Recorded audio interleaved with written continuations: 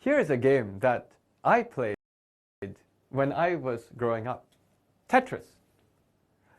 In Chinese, you write it as 俄罗斯方块. Tetris is a game where you have some pieces. This kind of pieces. The straight rectangle, this S shape, a square, an L shape, and a T shape. And as you may know, when you're playing Tetris, you can turn the pieces around. You can also make the pieces fall fast if you want. But in Tetris, you are usually trying to have them all come down and make a very nice line in the bottom. That's how you don't die. And of course, in Tetris, they come faster and faster and faster, and that's what makes the game so difficult. When you play Tetris, you don't want to see shapes like this coming. You don't want to make shapes like this, because these are very bad from having horizontal lines. But we can think of these Tetris shapes as pieces in a game of how to put the pieces together and try to make shapes. Here is a puzzle which is inspired by and adapted from an AMC8 problem. It has the same idea behind the solution, but I tried to put it in the theme of this game because that's more fun. So now in this Tetris problem, I have all of these shapes, 5 of these shapes, and I promise to you, I tell you, you definitely can make all of these pieces to fit together in 4 of these possibilities. 1 of them you cannot. I promise you there's 1 of them you cannot and 4 that you can. But just like Tetris, you are allowed to turn the pieces. You are just not allowed to reflect the pieces this way. Which one can't you do? Notice this is written as a multiple choice problem. Actually, on the AMC8, the problems are multiple choice problems. I've been talking about all of my questions in this class as questions where you try to find the answer, because that way we can focus on the mathematics. But in this case, having a multiple choice problem gives you a very interesting way to think about how to solve it. Let's make these pieces a little bit bigger. Here, I have now the same 5 things which I'm supposed to make with my Tetris pieces. What were the Tetris pieces again? The easiest way to remember this is actually based on the name Tetris. Do you know why it's called Tetris? Tetris, if I write down in English, is T-E-T-R-I-S. The history of this game is that Tetris was released in 1984 by a Russian programmer. That's actually why you call it 俄罗斯, right, in your name. That's the Russian programmer. The meaning of the name Tetris is based on 2 words that the Russian programmer thought was reasonable. One is that every piece in Tetris has 4 pieces, has 4 squares. So that is the T-E-T-R, tetra, equals 4. Do you know where the is comes from? I can tell you a fun piece of history. The is comes from the fact that the Russian programmer's favorite game was tennis. That's where the is comes from. That has nothing to do with the game, with this particular game, or those pieces. But it's a piece of history that now you understand why it's called Tetris. Okay, but now I want to see which one of these can't I make. The problem is written in this way so that actually when you look at it, you start to think, how would I make this? Because maybe when you were playing with games in school, you may have had these problems, puzzles, where you're putting pieces together. Those are fun. And when you do these puzzles, sometimes when you look at this, you say, aha, I know for sure if I'm trying to make this, I have no choice on the beginning of this except to do this.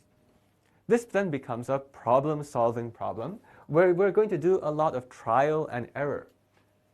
And so here I know I'm forced. Whenever you do a problem, if you know you have no choice, it makes your question easier. So we can put that there.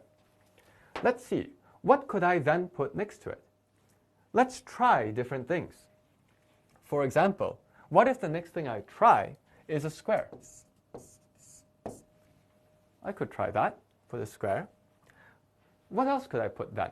Maybe this is a good place to put that L shape. I'm showing you the problem-solving technique instead of just showing you the answer. Except that I've already made a mistake. This L shape is a little funny. I told you that you're allowed to rotate, but not to flip. The original shape that we started with was an L shape that looks like this. No matter how you turn it, you cannot make that. This one cannot turn into that one. You would actually need to have a flip in order to do that. If you have played the game Tetris, you probably have been frustrated by this before, that there are two shapes in Tetris that can't turn in all the ways that include the flips. And those are the L shape and the S shape, which we will see in a second also. So then you say, okay, then I cannot do this. So in that case, I need to go back. I don't put this here. Is there anything else I can do? Actually, when you're looking at this problem, there is nothing else you can do because there's this piece, this square here needs to be covered.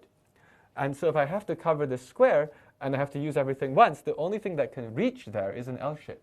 And so you backtrack again. And you say, well, that's not there then. I cannot do this.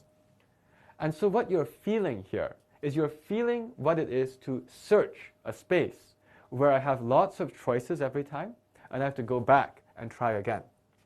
It's actually quite frustrating. Let's keep trying. Maybe what I can try next is to put an L shape. If I put that L shape, then what can I do next? Maybe I can put a square. I'm just showing you how you're thinking about this, and you're also probably wondering, is there a systematic way to do this, where I can make sure I tried everything? If you like writing computer programs, this would be a good place to think about how to write a computer program, to try to do all of these automatically, by trying all different things that you can put down. Let's keep going. How can I go next? It looks like it would be a good place for an S shape. Here is the S shape. And you see with the S shape, if I turn it once, I will get something that looks like a zigzag down. If I turn it twice, I get the same thing back. The S shape is very interesting. The S shape has this 180-degree rotational symmetry. 180 degrees makes it back to itself again. And now the last one, I see my T shape appeared. So this is good. This means that this particular piece, this particular one, I can do. Now let's try another one. And we will see where this method starts to become very difficult. You see, with this method, I knew for sure where I could start, because there was something all the way out here that needed to be reached, and the only thing that can reach it was the 4. When I go over to here, I don't really know how to start, because there are lots and lots of different places that I could put things. What should I put first? Should I put a square to begin? Or should I start with maybe this S shape, because I know that's one that I can't turn? At this point, the problem is actually quite frustrating. And I will say, I hope you tried the question for some time, and you will see that the question is actually quite difficult. But after you think about it for a while, you often start to find out that the hardest, there's something where sometimes there are squares that are hard to touch, because you can only reach them with a very long stick. But that same long stick gives you trouble. For example, when I'm looking at this, there are not so many places I can put the long stick. So when you do this one, maybe the puzzle becomes, how can I put the long stick first? Actually, as you play with this question, it's quite interesting that insight about the long stick, which you find through the problem solving, is also the secret that helps you solve the whole question. Because remember that this was a problem where I promised you one of them can't be done. Think a bit. How hard is it to prove that you can't do something? You would have to analyze all the possible ways, unless you can have a very nice theory that promises you can't do it. Or you'd have to find the way to do every other one. Finding the way to do every one takes a very long time, as we just discovered through the searching.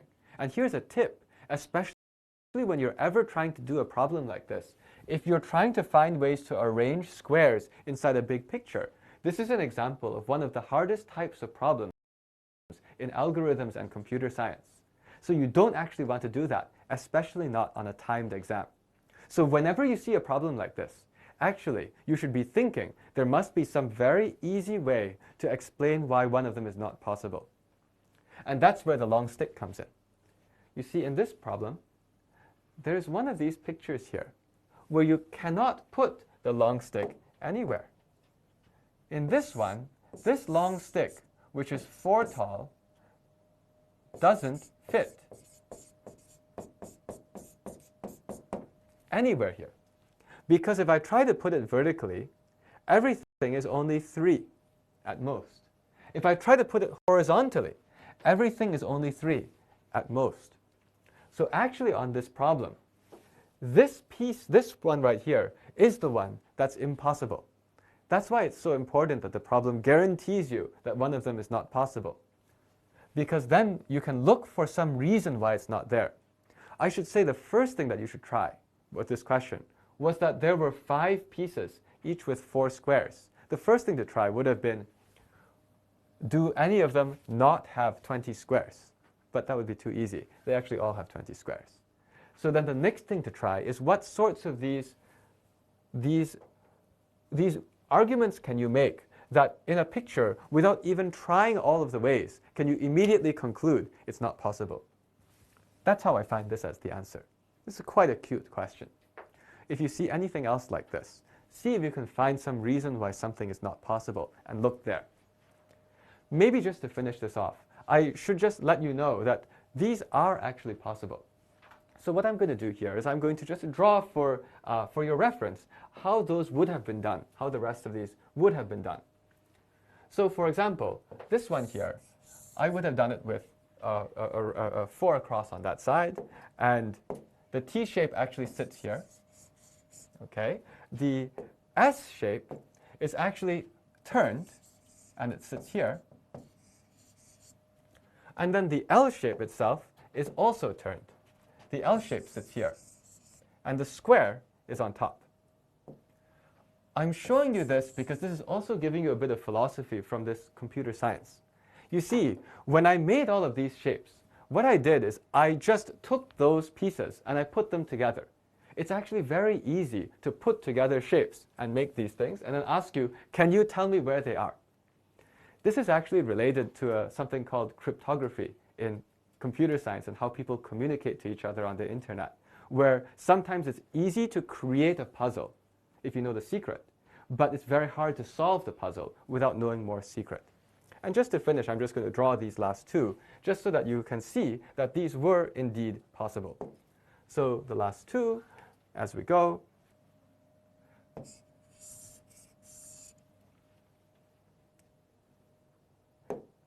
the long piece goes straight across in that space. The S shape goes here. The L shape is like an L right here. And then the T shape is here. And the square is on the top. And this last one, actually you may have thought about the last one right away, because with the last one it seems like there are 2 very long things that need 2 long sticks. But you can use the T shape to make one of the long sticks. And then you can use the square down here. Then you can put one of the long sticks down over here. The L shape you can turn. And the final piece is the S shape. So indeed, just as I had promised, for 4 of these you can do it, and for this one you can't. And the real secret on this entire problem is to come up with a good way of explaining it without actually having to do it. This is a lesson in some sense, Tetris, but in another sense, a deep part of computer science about how it can be very easy to make problems that are very hard to solve. you'll see these sorts of themes again in the future as well.